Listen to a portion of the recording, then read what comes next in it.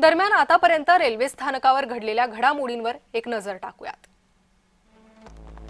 जुलै 2023 ठिकाण Palghar, Jaipur Mumbai central superfast express मध्ये RPF constable Chetan सिंगनं सहकाऱ्यांची हत्या केली होती।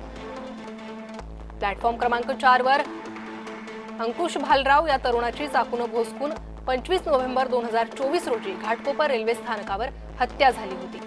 ऑगस्ट 2024 मध्ये दादर स्टेशनवर दोन व्यक्ती रक्ताने माखलेली एक जड सुटकेस घेऊन जात असताना आढळले होते।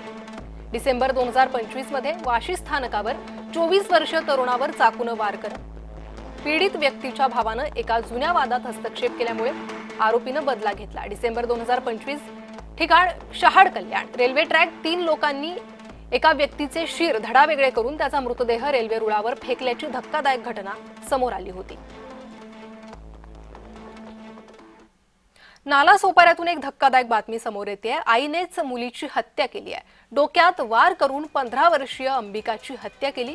आरोपी कुमकुम प्रजापती पोलिसांच्या ताब्यात आहे। या घटनेमागील कारण अजून स्पष्ट होऊ शकलं नाहीये। तुळींज पोलीस प्रकरणाचा अधिक तपास करतायत। तर आईने 15 वर्षीय मुलीची हत्या केली आहे। बातमी भंडाऱ्यातून। भंडाऱ्यात ग्रामपंचायत सदस्याला जीवे मारण्याचा प्रयत्न झाला। सचिन गाडेकर यांच्या घरावर अज्ञाताने रॉकेल फेकलं। घटनेत 4 वाहनं जळून खाक झाली आहेत।